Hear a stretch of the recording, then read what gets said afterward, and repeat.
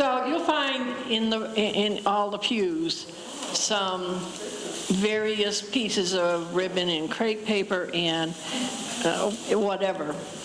You know what? Would you like to do this with Andy? Okay, turn around. You're going to have to put your stuff down for a minute. And Andy, see that little pile? You and her can work on it together. So what I want you to do is work in your pew. And you may have noticed back there is a rainbow banner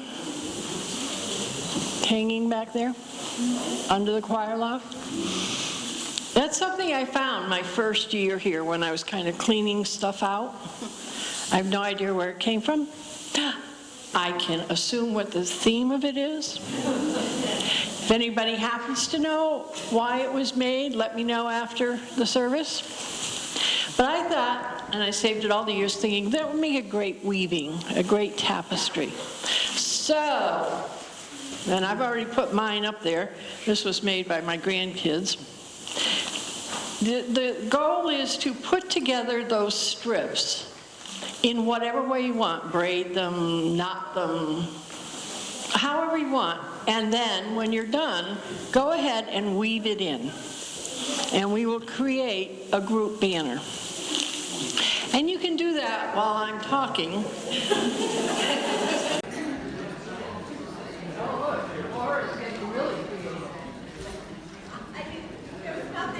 By contributing to guests at your table throughout this month.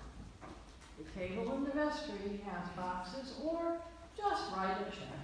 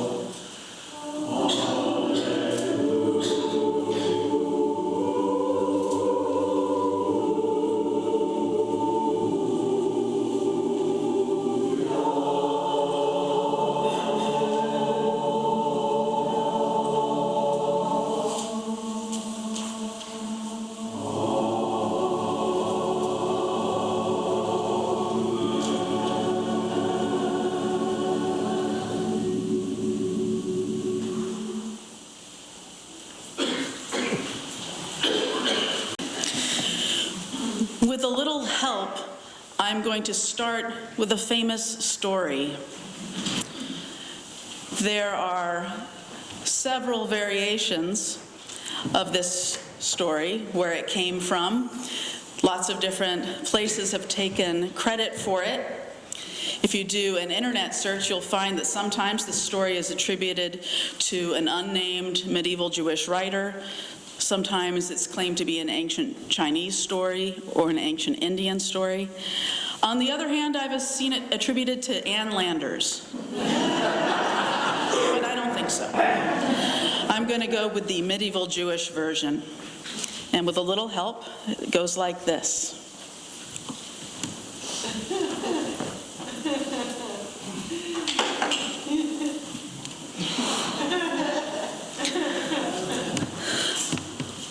A rabbi spoke with God about heaven and hell. The rabbi wanted to know what heaven and hell were like. God said to the rabbi, "I will show you hell." And so they went into a room which had a large pot of stew in the middle, and the smell of the stew was delicious. But around the pot sat people who were famished and hungry. All the people were holding spoons with very long handles. They could reach the pot with their spoons, but because the handles of the spoons were longer than their arms, they could not get the stew into their mouths.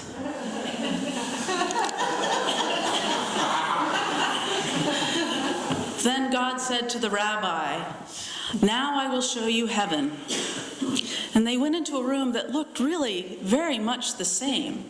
There was a similar pot of stew in the middle, and it smelled delicious.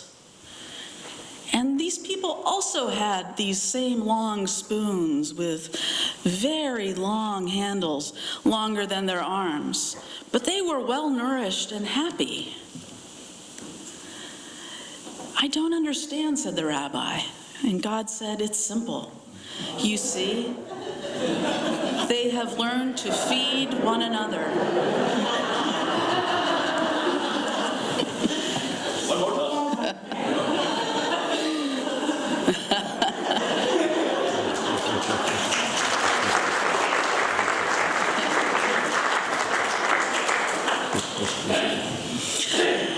I think this story is attributed to so many diverse sources because it shares and it expresses a universal truth.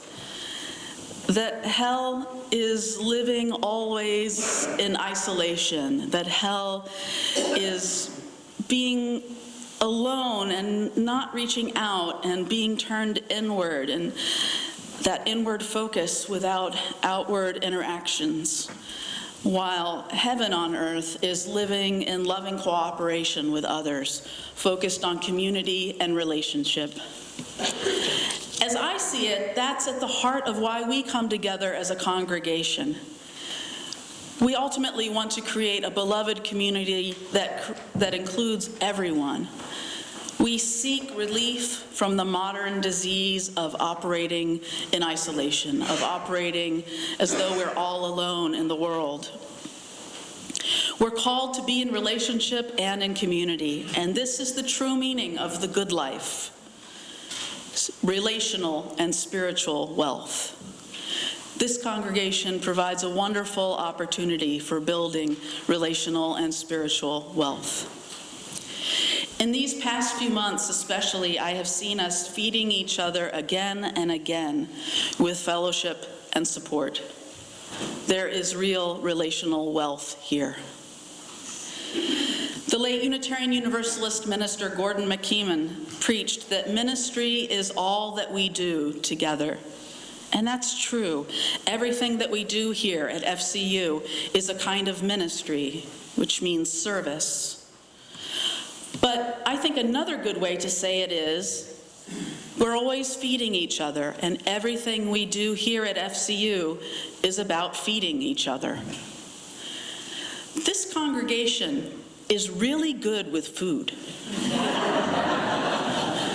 One of our gifts is that we have lots of really, really good cooks in this congregation. We have amazing potlucks. And I love that we always try to make sure that there's something for everybody's dietary needs. That's really wonderful. We also feed each other beyond these walls with Share the Plate Sundays, with our neighborhood supper ministry, with donations to loaves and fishes, with the Guest at Your Table program, and more. But feeding each other isn't just about food, not even the very wonderful ministry of feeding those who are in real need of a healthful meal. Feeding each other is also about those with spiritual hunger. Together through worship, through religious education opportunities for people of different ages, through conversations that we have with each other, going deeper, we give each other spiritual sustenance. We search for meaning together. We share those journeys. Sometimes we just need a little spiritual help, a little togetherness. Many people in the modern culture go it alone spiritually, and I understand the temptation to do that. But really, a faith home can add so much to a spiritual life and a quest for meaning. Many longtime members and friends of this church describe that, and hopefully you newer members and friends are finding that to be true too. Feeding each other is also about the welcome table. We strive to be welcoming here with all kinds of people around that table as the spiritual goes. And we're making an effort to become more and more welcoming all the time.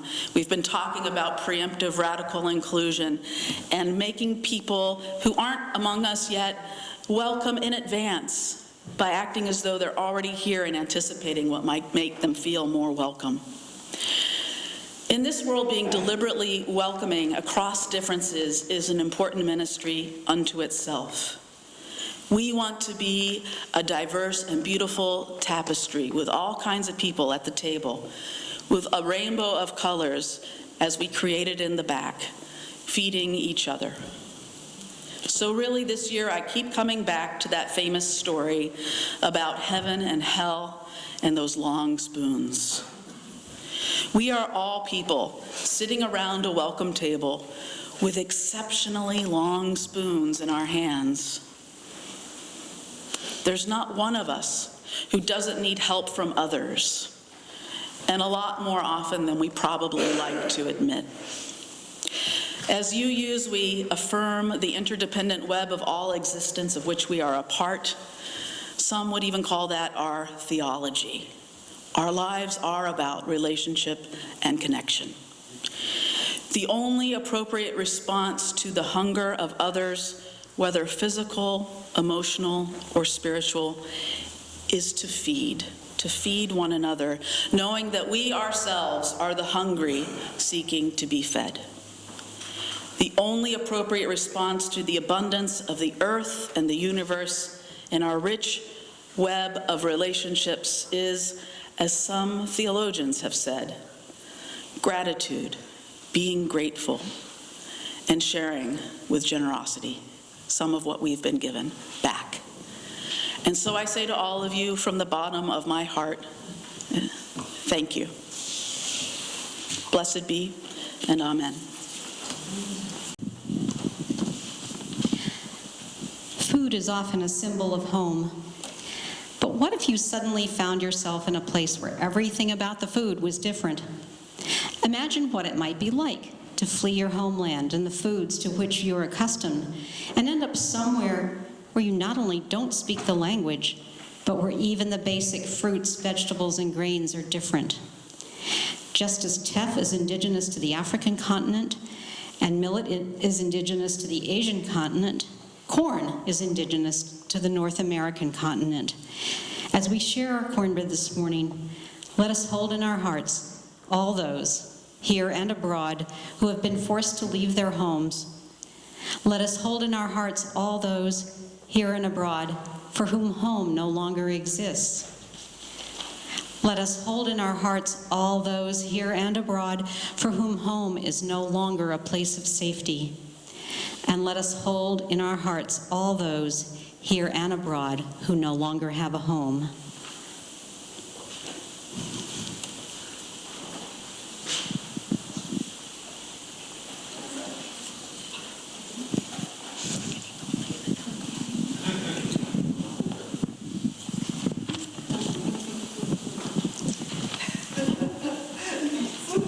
I'm sorry, I had the whole job.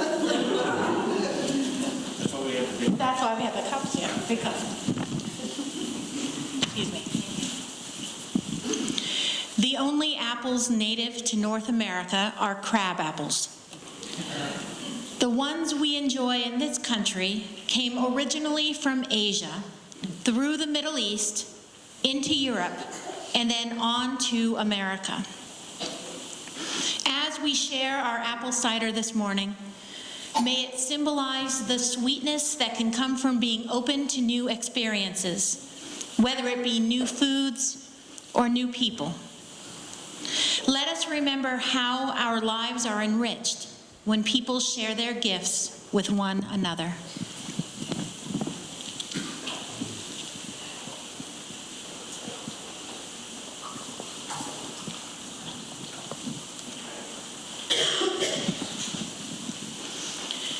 I will be reading Naomi King's A Thanksgiving Blessing.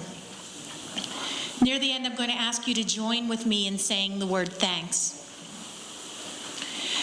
Let us join hands and hearts in gratitude on this wondrous day where we have the abundance of our lives before us.